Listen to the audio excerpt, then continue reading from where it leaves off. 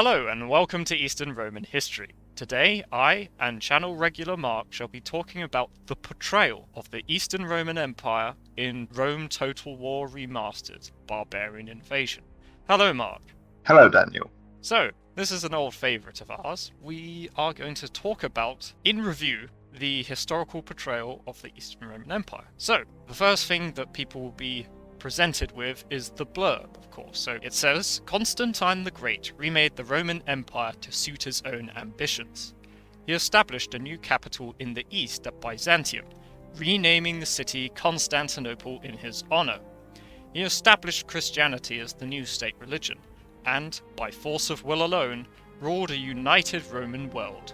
Since his death in 337 AD, few have been up to the task of ruling the world on their own. The Roman Empire has, by default, been split into two unequal halves. Centered on Constantinople, the Eastern Roman Empire is rich and powerful, although largely Greek rather than Roman in character. Unlike the West, trade has remained strong, and the tax income of the Eastern emperors has been sufficient to pay for an efficient military machine. This is just as well, because the Eastern Empire has a border with the Sassanids, a powerful successor to the Persian Empire of old. It has not, however, suffered too much from incursions by noisome northern barbarians. It is entirely possible that an ambitious emperor in Constantinople could one day rule in Rome, as well, and reunite the empire beneath his banners. Historically, the Eastern Empire survived the fall of Rome, and its armies marched for the Senate and people of Rome for another 1,000 years. The renamed Byzantine Empire finally fell in 1453 AD. So I quite like this blurb.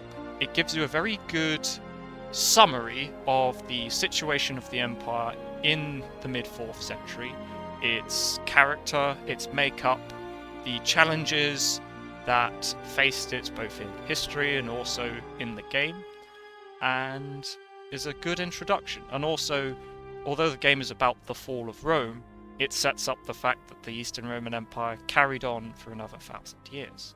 Yes, I like it a lot. Its brief run through of the history of the 4th century I particularly appreciate. And I think it's very useful perhaps to players who are new to the late Roman Empire period. Yeah.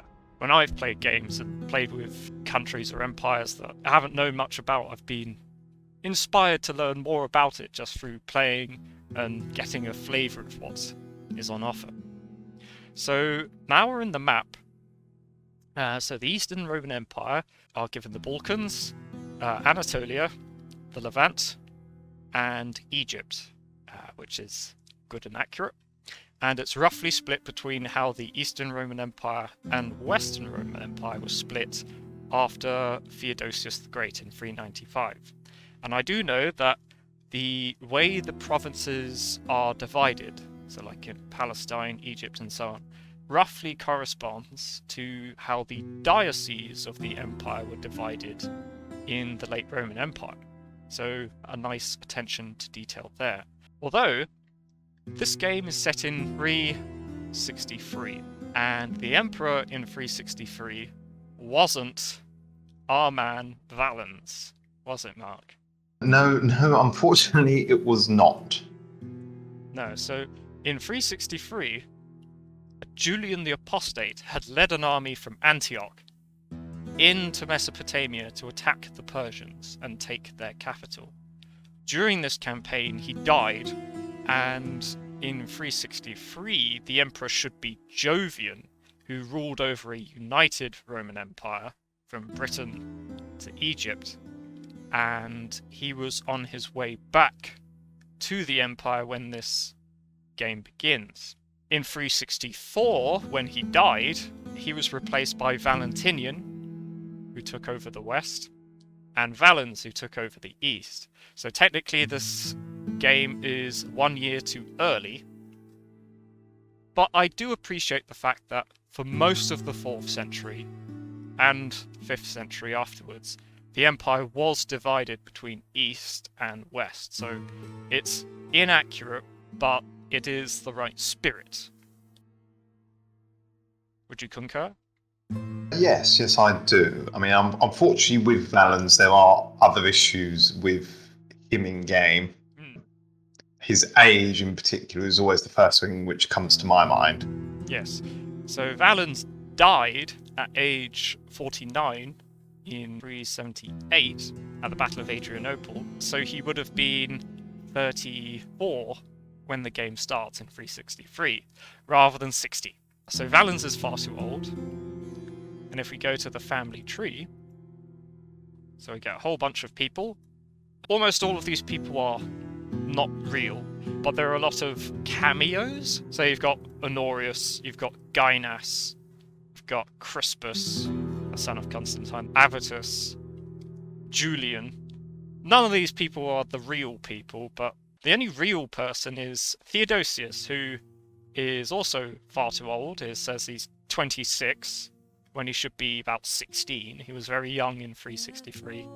His father, Count Theodosius, should be in the west, saving Britain and the like. So yeah, the family tree is cobblers, basically, except for the faction leader and the faction heir. I would also say that their starting position isn't accurate either, because Valens, he spent most of his reign in Antioch, fighting Persians, Isaurian bandits in this Tarsus region, and also the Saracens in Arabia, the Saracens of Mavia, who attacked the Levant. Valens spent most of his reign in Antioch, and Theodosius becomes emperor in the Balkans, so if anything, I would swap their starting positions.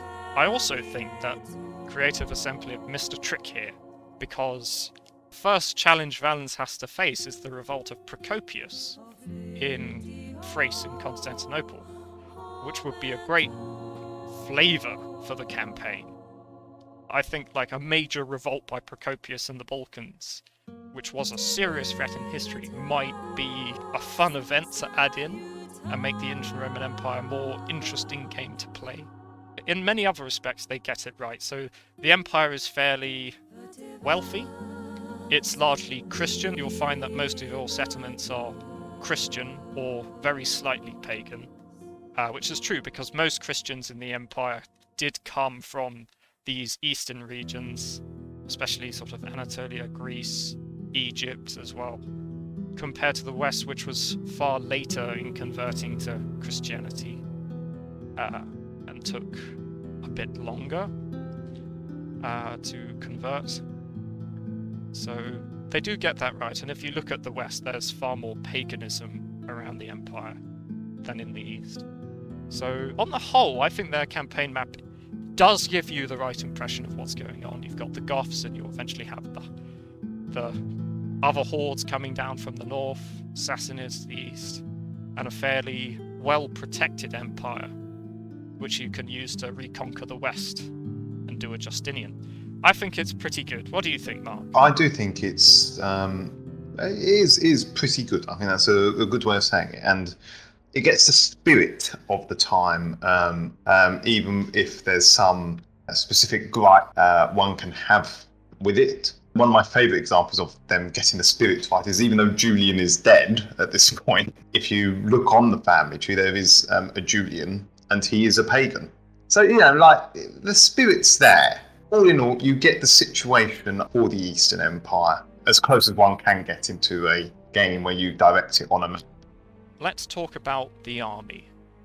You get peasants and Orthodox priests. The Orthodox priest is not strictly accurate, but it does allude to the fact that the Eastern Roman Empire does become the Orthodox Christian Empire. And this period, it's more to do with Nicaeans versus Arians, or Monophysites versus Chalcedonians, and also the Nestorians. So it's more of like a call to rather than strictly accurate. A lot of the barbarian factions do actually get Arian priests, which is accurate. So you can just imagine these are Nicaean or Chalcedonian priests, I suppose. So the first unit you get are your Limitani. They have some armor. They have a ovular shield, a spear, and also javelins to throw. which is very accurate to how the Roman army operated during this period. So the Limitanii are garrison troops. I find in the campaign they work a bit like how they would have worked in the Empire, in that you typically have them to garrison settlements. Because not all of your settlements can train your better troops, such as the comitatenses, you need to bolster your forces with Limitanii.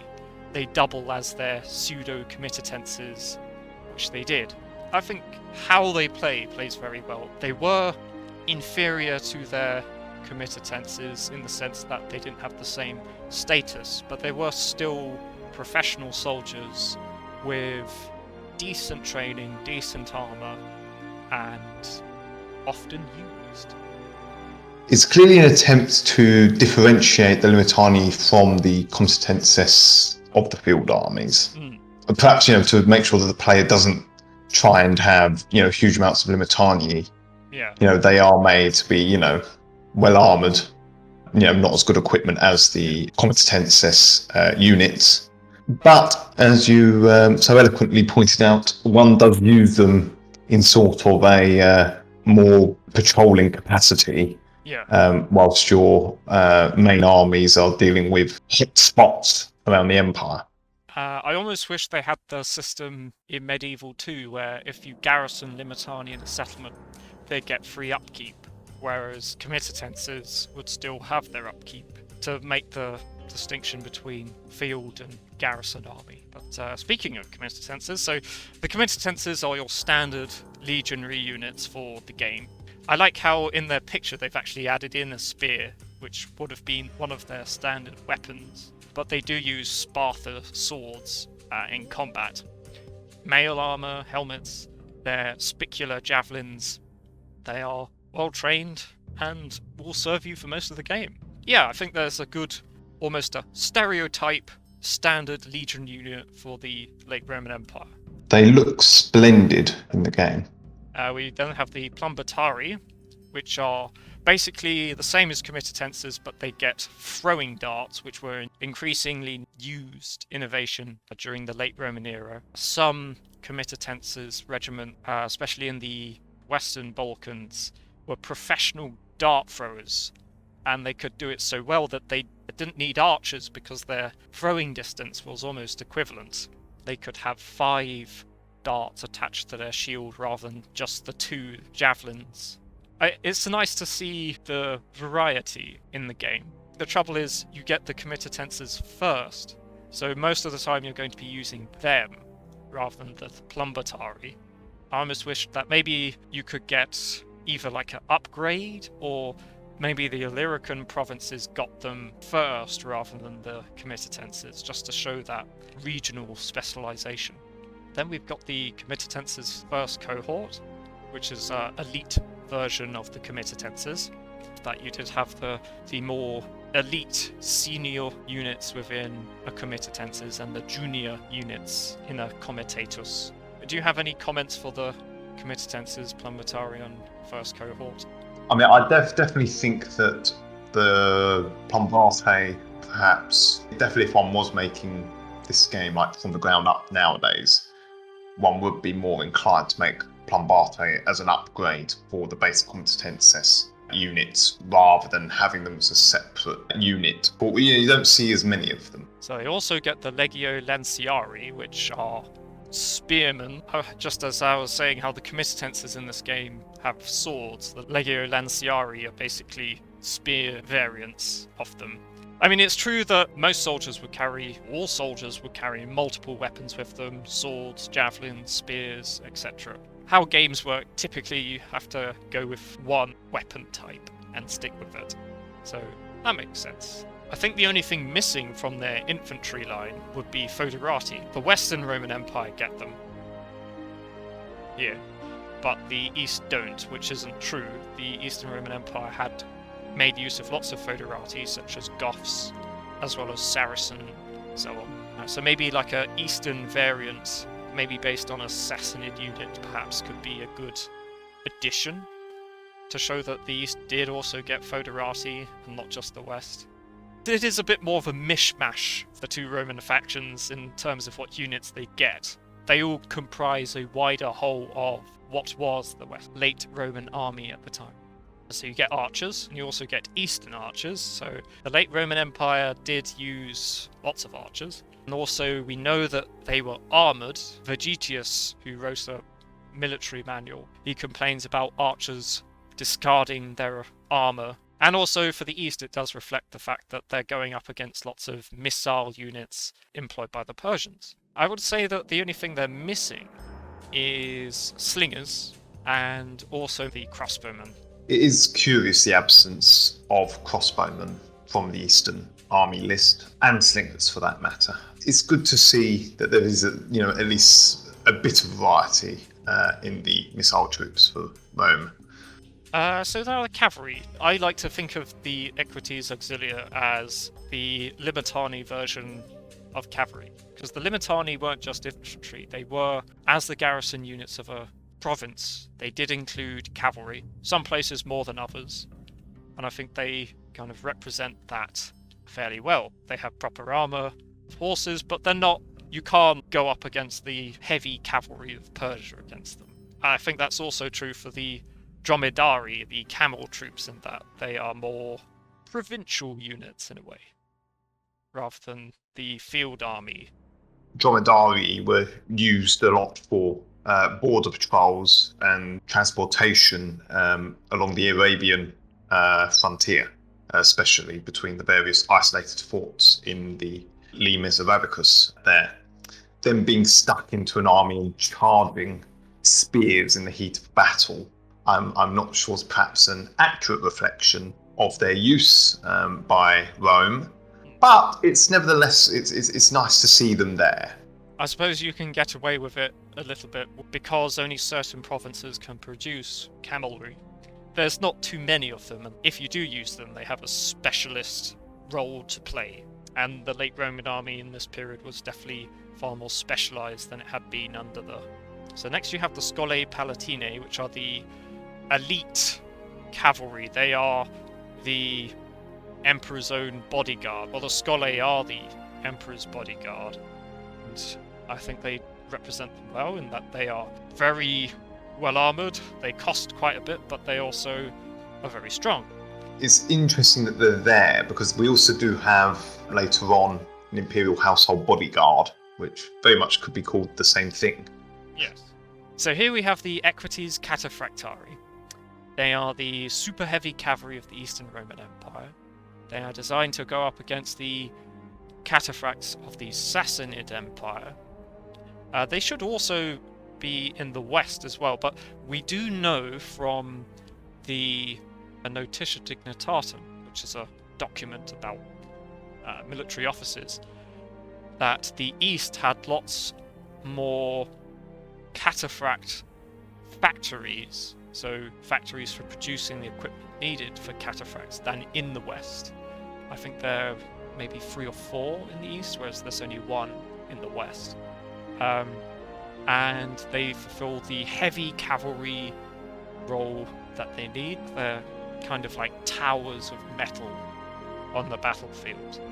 And I think you get a good idea of their impact and expense in the game. And also you get the Equites Clibinari, which are pretty much the same thing as the Cataphractari, but they're tweaked in this game to make them better and sticking it out in a fight.